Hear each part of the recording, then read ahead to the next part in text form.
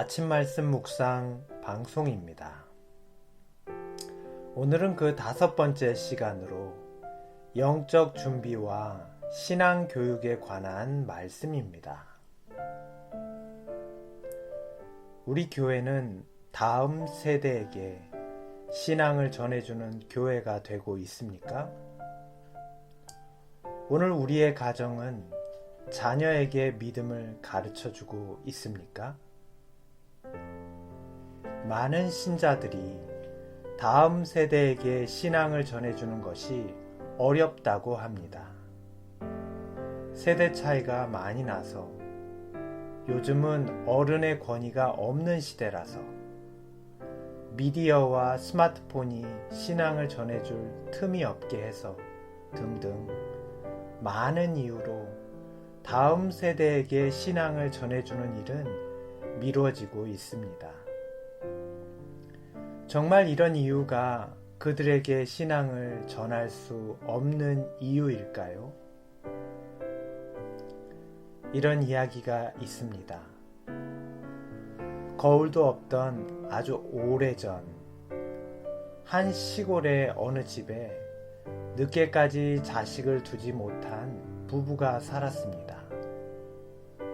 그러다가 부부는 어느 해 귀한 아들을 낳게 되었습니다. 부부는 아이를 애지중지 잘 키웠습니다.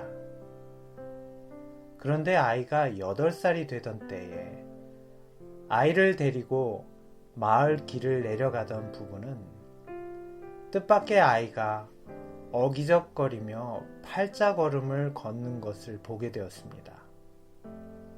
그때까지 아들을 너무 귀하게 여겨 업고만 다니다 보니 아이의 걸음걸이가 똑바르지 못한 것을 이제야 알게 된 것입니다. 부부는 걱정이 되어 아이의 걸음걸이를 바로잡으려 갖은 애를 다 써보았지만 제대로 되지 않았습니다. 고민하던 부부는 용하다는 의원을 만나러 심리길을 걸어가 아이를 진찰하였습니다.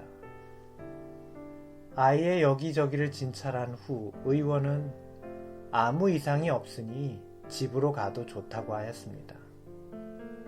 걱정이 된 나머지 아이의 아버지는 그 의원에게 정말 아이에게 아무 이상이 없느냐고 다그쳐 물었습니다. 의원은 한참을 쳐다보더니 정 그렇게 걱정이 된다면 보름날 밤 달을 등지고 아이를 데리고 나와 걷다 보면 싹 나을 테니 걱정 말라고 타일렀습니다. 아버지는 아이를 데리고 나와 집으로 돌아갔습니다. 그리고 보름날이 되었습니다. 아이의 아버지는 아이를 데리고 달이 훤히 뜬 마당에 나왔습니다. 그리고 아이에게 달을 등지고 걸어가게 하였습니다. 그랬더니 영락없는 팔자걸음이었습니다. 그런데 그때 실망한 아버지의 눈앞에 깜짝 놀랄 광경이 보였습니다. 달빛 속에 보인 것은 아이의 그림자보다 더 큰 그림자가 아이의 그림자와 함께 팔자걸음으로 걷고 있는 것이었습니다. 자식은 부모의 뒷모습을 보고 자란다는 말이 있습니다. 이전 세대는 다음 세대가 따라갈 모본이 된다는 의미입니다. 오늘 우리의 교회에 다음 세대가 없는 이유, 가정의 자녀가 신앙의 모본을 따르지 않는 이유는 무엇일까요? 사도 베드로는 우리에게 이렇게 당부하고 있습니다. 맡기운 자들에게 주장하는 자세를 하지 말고 오직 양무리의 본이 되라. 베드로전서 5장 3절의 말씀입니다. 신앙과 믿음은 우리의 말과 주장으로 다음 세대에 전해지는 것이 아닙니다. 오직 우리의 삶과 모본을 통해 전해지는 것입니다. 우리는 교회와 가정에서 믿음의 모본이 되고 있습니까? 우리는 오랜 시간 동안 힘들고 연약하다는 이유로 자녀의 모본이 되는 것을 소홀히 하지는 않았습니까? 교회 프로그램이나 어린이반, 학생반, 청년반 등 교회의 재직이나 목회자가 나의 자녀를 변화시켜 주기만을 기대하지는 않았습니까? 다음 세대의 변화는 그렇게 일어나는 것이 아닙니다. 자녀를 신앙으로 감동시키고 변화시킬 수 있는 사람은 바로 부모입니다. 영감의 증언은 이렇게 말씀하고 있습니다. 그대는 자녀들에게 어떤 본을 주는가? 그대의 자녀들은 다른 어떤 것보다 특히 신앙적인 가르침을 존경하고 하나님의 요구의 중요성을 느끼도록 교육을 받아야 한다. 새자녀진흥법 498페이지의 말씀입니다. 중세 신앙의 암흑기였던 로마 교황권 시대에 아름다운 신앙과 모본을 물려준 walden시인들의 이야기를 들려드리려고 합니다. walden시인들은 진리를 얻기 위하여 세속적 번영과 유익을 다 버리고 살아간 사람들입니다. 그들은 인생을 하나님께서 각 사람에게 주신 훈련의 시간이라고 생각하였습니다. 그들의 생활은 궁핍하고 수고스러웠지만 신앙의 능력이 그 모든 것을 채울 수 있다는 것을 배웠습니다. 순결함, 단순함, 열성이 그리스도를 따르는 그들의 경건한 삶에 나타났습니다.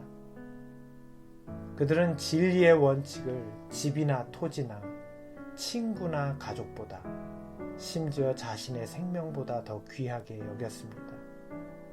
뿐만 아니라 그 원칙들을 젊은이들의 마음에 새겨주기 위하여 열성을 다하였습니다. walden시인 부모들은 인정 있고 자애로웠지만 지혜롭게 자녀들을 사랑하므로 자녀들이 부모의 사랑을 핑계로 방종의 나쁜 버릇을 가지지 않게 하였습니다. walden시인들은 자녀들에게 어려서부터 환난을 견디고 통제에 복종하고 스스로 생각하여 행동하도록 자녀들을 교육하였습니다. 또 나이가 어려도 자신의 일에 책임을 지는 것과 말을 삼가고 침묵하는 지혜를 아이에게 가르쳤습니다. 젊은이들은 어릴 때부터 성경으로 교훈을 받고 하나님의 율법의 명령을 신성하게 여기도록 교육을 받았습니다. 당시에는 성경의 사본이 매우 귀하였으므로 그들은 그 가운데 있는 귀중한 말씀들을 외우도록 하였습니다. 그리하여 그들은 신구약의 많은 성경절을 암송할 수 있었습니다. walden시인 자녀들이 태어난 곳을 떠나 도시에서 공부하는 동안 그들은 타락한 도시의 유혹을 받고 부도덕한 일을 목격하였으나 어릴 때부터 받은 신앙 교육은 이 모든 어려운 일을 능히 이길 만한 품성을 갖게 하였습니다. walden시인들은 성경을 지나간 역사나 도덕적인 교양서로 생각하지 않고 장차 있을 위험에서 그들을 보호하고 주님의 영광을 나타내주는 하나님의 말씀으로 믿었습니다. 그들은 만물의 마지막이 가까웠음을 믿어 기도와 눈물로써 성경을 연구하였고 오직 예수 그리스도를 믿는 믿음으로 위로와 소망을 발견하였습니다. 우리는 예수님을 우리의 모본으로 삼고 사는 사람들입니다. 오늘 우리는 다음 세대와 우리 자녀에게 어떤 모본이 되고 있습니까? 마땅히 행할 길을 아이에게 가르치라. 그리하면 늙어도 그것을 떠나지 아니하리라. 잠언 22장 6절의 말씀입니다. 다음 세대에게 말씀을 가르치는 신앙의 교사들이 되십시오. 자녀에게 믿음의 삶을 나타내는 신앙의 모본이 되십시오. 이것이 주님께서 우리에게 그분의 귀한 자녀들을 위탁하신 목적입니다. 하나님께서는 그대의 자녀들을 하늘에 맞도록 훈련하고 교육하도록 그대들의 보호에 맡기셨다. 재림 신도의 가정 161페이지의 말씀입니다. 오늘의 기도 제목은 마지막 때를 살아가는 우리의 자녀들과 젊은이들이 우리의 모본으로 예수님을 발견하게 해주시길 기도하시기 바랍니다.